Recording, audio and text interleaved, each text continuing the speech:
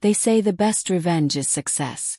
But sometimes, the best revenge is watching someone who destroyed your childhood realize they just destroyed themselves.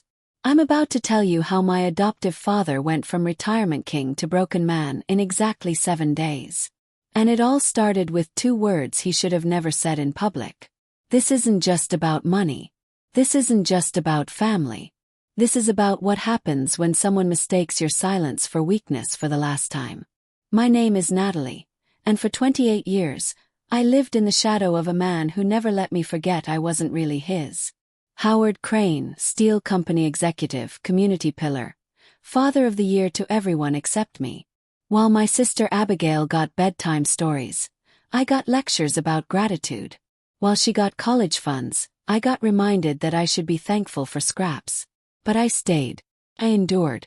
I even helped plan his retirement party, thinking maybe, just maybe, this would be my moment of acceptance.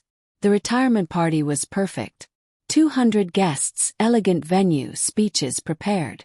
I had organized every detail, though my mother took all the credit. I didn't mind. I just wanted one moment of recognition. Then came his speech. I want to thank my beautiful wife Margaret, and my legacy, my daughter Abigail. The crowd applauded, waited. And then there's Natalie, a troubled girl we took in when she was 4. She never quite fit in, but we fed her, raised her, tried to teach her what a real family looks like. People chuckled. My heart stopped. She may not be blood, but we gave her everything. Some would say too much. But that's what family does, right? Even for adopted garbage. Adopted garbage. The room fell silent. Some people laughed nervously. Others whispered. And he just moved on. Kept talking about his legacy while I sat there. Those 2 words echoing in my head like gunshots. That's when I knew. The folder I'd been quietly building for 3 years, the one marked just in case. It was time. See, here's what Howard Crane never realized. The garbage he kept around? She was watching. She was learning. And she was keeping receipts. 4 years earlier, while helping him organize tax documents, I discovered something interesting. Shadow account. Fake employee records.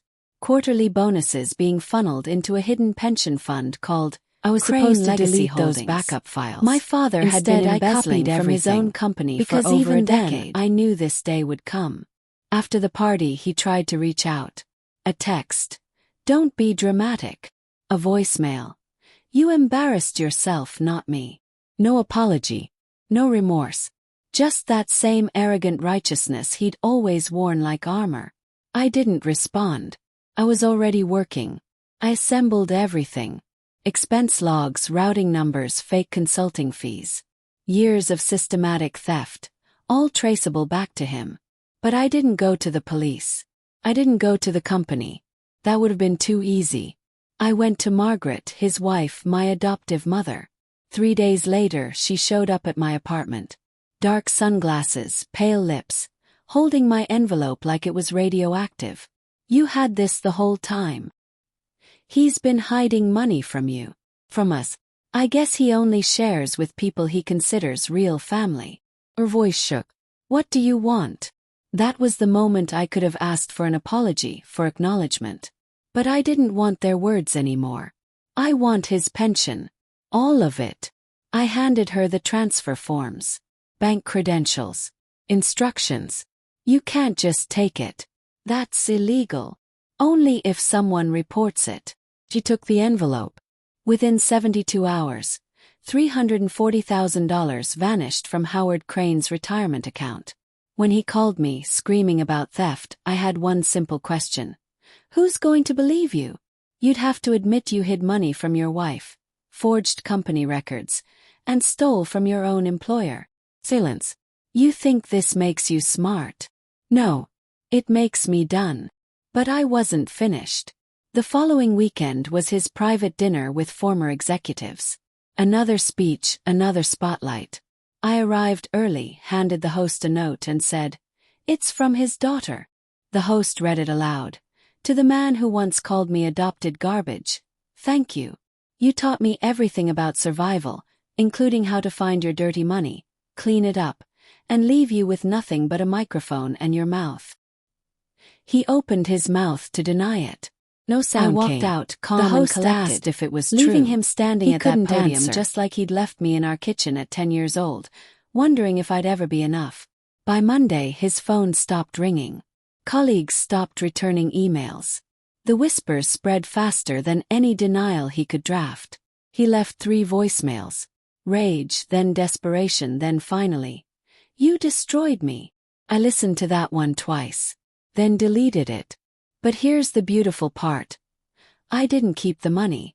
Most of it went to 3 organizations he'd always mocked: foster care services, single mother support, and adoption agencies. Each donation made in his name with a note: "In honor of Howard Crane, who taught me exactly what not to be." He couldn't escape it. Couldn't explain it. Couldn't erase it. Today, Howard Crane sits alone on his back porch. His former colleagues send me photos sometimes. I don't ask for them, with captions like, "Still waiting for his audience." But there isn't one. The spotlight is gone. The podium is empty. And even his shadow knows it doesn't belong to him anymore. Abigail stopped speaking to him 2 months later. Not because I asked her to, but because she finally saw the truth. Margaret never left him, but she stopped defending him. And me. I built something quiet and permanent. Real home. Not with fake smiles and forced gratitude, but with peace. With someone who chose me not out of pity, but out of love. I didn't need screaming revenge with fire and fury. I just needed to remind him what silence sounds like when nobody's clapping anymore. Some people say I went too far. But here's what they don't understand. I didn't destroy Howard Crane. I simply removed his audience. And for a man who lived for applause, that was the cruelest mercy of all.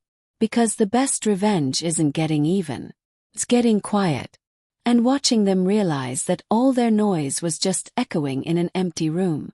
The last applause had ended. And I was finally free to leave the theater. Subscribe to our channel and tell us in the comments what you would have done in my situation. And if you want to hear more stories about people who got the justice they deserved, hit that notification bell.